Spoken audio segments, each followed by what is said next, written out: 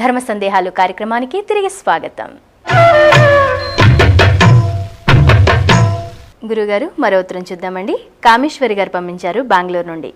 సంధ్యావందనానికి ప్రత్యామ్నాయం ఏదైనా ఉందా అని అడుగుతున్నారు. సాధ్యమైనంత వరకు సంధ్యావందనం చెయ్యడానికి అవకాశం ఉండి ఉపనయనమైన వాళ్ళంతా సంధ్యావందనమే చెయ్యాలి. ఎందుకంటే సంధ్యావిహీనాహ పశుభిస్ సమానాహ అని. సంధ్యావందనం చెయ్యని వాళ్ళు పశువులతో సమానులు. అంటే ప్రక్రియలో తేడా తప్ప కులమతాలతో సంబంధం లేకుండా అందరికీ సంధ్యావందనం చెయ్యాలని నియమం ఉంది. ఆడవాళ్ళు కూడా పూర్వం చేసేవారు. అందుకే సుందరకాండలో హనుమంతుడు సీతాదేవి గురించి వెతుకుతూ అక్కడ చెరువును చూశాడు. అంటే సెలయేరు. ఇప్పటికి కూడా శ్రీలంకలో సీతాదేవిని అశోకవనంలో పెట్టిన స్థలానికి నేను తీసుకెళ్ళాను భక్తుల్ని.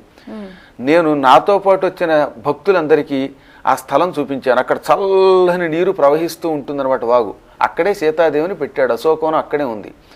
నిజంగా ఆ ప్రదేశం చూసి తీరాలి. ఇప్పటికి కూడా శ్రీలంక వెళ్ళిన వాళ్ళు ఆ స్థలం చూస్తే ఆశ్చర్యం కలుగుతుంది. అంత చల్లని ప్రదేశంలో రావణాసురుడు ఆవిడ పెట్టి ఏడిపించాడా అని జాలి కూడా కలుగుతుంది సీత మీద. అక్కడికి హనుమంతుడు వచ్చాడు. రాగానే ఏమన్నాడో తెలుసా? ఇక్కడికి సీత వస్తుంది. ఎందుకని? మరి కాసేపట్లో సంధ్యా సమయం అవుతోంది. సంధ్యాకాలమనా శ్యామా సంధ్యార్థే వరవర్ణిని. వేళ తప్పకుండా సంధ్యావందనం చెయ్యాలనే కోరిక కలిగిన సీత సంధ్యావందనం చెయ్యడానికి ఇక్కడికి వచ్చి తీరుతుంది అంటే దాన్ని బట్టి ఆడవాళ్ళు కూడా ఆ రోజుల్లో జలాన్ని అర్ఘ్యం ఇచ్చారు. సంధ్యావందనం ఆడవాళ్ళకి మగవాళ్ళకి యజ్ఞోపేతం ఉన్నవాడికి లేనివాడికి ఒక్కొక్క ప్రక్రియలో తేడా తప్ప అందరూ చెయ్యాలి. కాబట్టి సంధ్యావందనమే. ఎందుకు చెయ్యాలి అంటే మందేహులు అని పేరు కలిగిన కొంతమంది రాక్షసులు ఉన్నారు. కొంచెం జాగ్రత్తగా ఉన్నారు. వాళ్ళ పేరేమిటి? మందేహులు. వీళ్ళు సూర్యోదయ సూర్యాస్తమయ సమయాల్లో సూర్యుడిని పట్టుకుంటారు. వీళ్ళు తొలగకపోతే సూర్యుడి కిరణాలలో అతి నీలలోహిత కిరణాలని ఉంటాయి. వాటిని ఇంగ్లీష్లో అల్ట్రా వైలెట్ రేస్ అంటారు. అవి భూమికి వస్తాయి. కాబట్టి భూమి మీదకి ఈ అతి నీలలోహిత కిరణాలు రాకుండా సూర్యుడిని రక్షించడానికి ఈ సంధ్యాజలం ఉపయోగపడుతుంది. మనం గాయత్రి మంత్రం చెప్పి విడిచిపెట్టినటువంటి సంధ్యాజలం వెళ్ళి ఆ అతి నీలలోహిత కిరణాలను భూమికి తీసుకొచ్చే పరమపాపాత్ములైన మందేహులని రాక్షసుల్ని పటక్కన కొడుతుంది, వజ్రంలో కొడుతుంది. కొట్టగానే రాక్షసులు తప్పుకుంటారు. వీళ్ళకి చావు లేదు, కేవలం సూర్యుడిని అలా పట్టుకుంటారు. అలా సూర్యుడిని పట్టుకుని సూర్యుడి కిరణములు మనకి భూమికి సక్రమంగా రాకుండా చేసే ఈ రాక్షసుల్ని పడగొట్టాలంటే మనం సంధ్యావందనం నీళ్లు విడిచిపెట్టాలి, అర్ఘ్యజలం వెయ్యాలి. ఆ అర్ఘ్యజలం లేకపోతే ప్రమాదం కనుక. ఆ తర్వాత మళ్ళీ వాళ్ళు యథాప్రకారంగా సంధ్యా సమయంలో మళ్ళీ పట్టుకుంటారు. మళ్ళీ మనం నీళ్లు విడిచిపెడతాం. ఇది వాళ్ళని కొడుతుంది, వాళ్ళు తప్పుకుంటారు. సూర్యుడు మనల్ని అనుగ్రహిస్తూ ఉంటాడు. ఇప్పుడు మనం సంధ్యావందనం చేయకపోతే ఏమిటనమాట? ఆ మందేహులు ఎప్పుడు పట్టుకునే ఉంటారు. దాంతో సూర్యకిరణాలు సక్రమంగా రావు, మనకి వక్రకిరణాలు వస్తాయి. దాంతో భూమి నాశనం అయిపోతుంది. ఇప్పుడు ఈ వేడికి కారణం అదనమాట. చాలామందికి తెలియదు. కానీ భూమి రోజు రోజుకి వేడైపోతుందో ఉష్ణోగ్రత పెరుగుతోందనడానికి గల కారణం సంధ్యావందనం ఎవరూ సక్రమంగా చేయటం లేదు. ఈ మధ్యకాలంలో చాలామంది తగ్గిపోయారు. కాబట్టి ఇక మీదటైనా సంధ్యావందనం చేయాలి. దానికి అదే పరమార్థం. ఇంకా తప్పనిసరి ఎక్కడో ప్రయాణంలో ఉంటే మాత్రం అప్పుడు సంధ్యావందనానికి మారుగా కాళ్ళు చేతులు కడుక్కొని కానీ, లేదా అది లేకపోతే ఇంత విభూతి కానీ నుదుట పెట్టుకుని గాయత్రి జపం చేసేస్తే అది కూడా సంధ్యావందనంతో సమానం. ఇప్పుడు విమానంలో ప్రయాణం చేస్తున్నాం, అప్పుడు సంధ్యావందనం చేయలేము. అప్పుడు ఇంత విభూతి పెట్టుకుని 3 సార్లు గాయత్రి మంత్ర జపం చేసేస్తే అది చాలు. విభూతి కూడా లేకపోతే మనస్ఫూర్తిగా మానసికంగా కూడా మంత్ర జపం చేసుకోవచ్చు. కానీ సాధ్యమైనంత వరకు సంధ్యావందనం చేయడానికే ప్రయత్నిస్తే మనము లోకాలు కూడా క్షేమంగా ఉంటాయి. మందేహాసురులని శిక్షించడం ద్వారా సూర్యుడిని మనం కాపాడుకుంటే సూర్యుడు మనల్ని కాపాడతాడు. గురుగారు, మరో ఉత్తరం చూద్దామండి. కాకినాడ నుండి ప్రభు పంపించారు. ఆంజనేయ స్వామికి వడమాలలు ఎందుకు ధరింపచేస్తారు అని అడుగుతున్నారు. మాష చక్రాలంటే ఆయనకి బాగా ఇష్టం కనుక. హనుమంతుడికి రూపం ఉంది.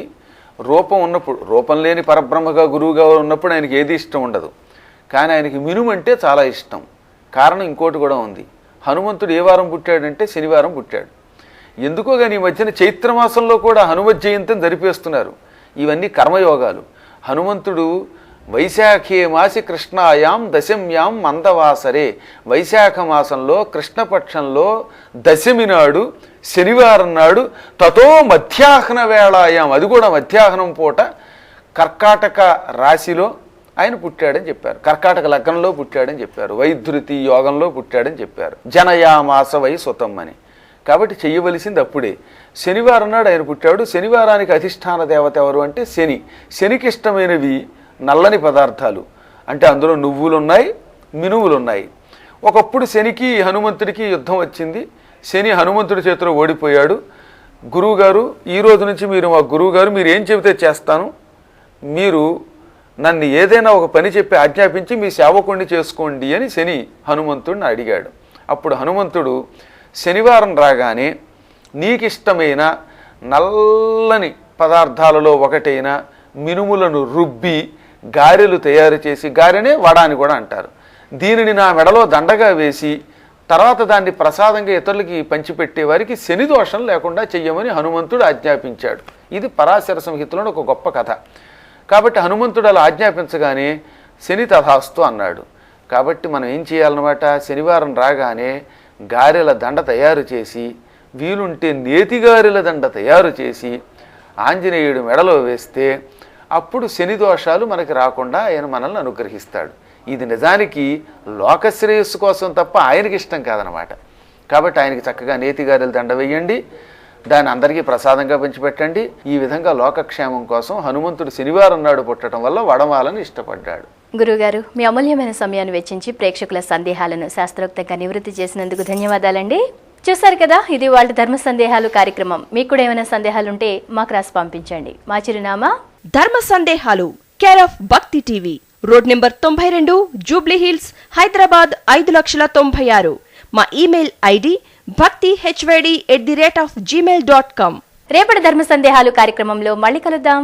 అంతవరకు సెలవు. నమస్కారం.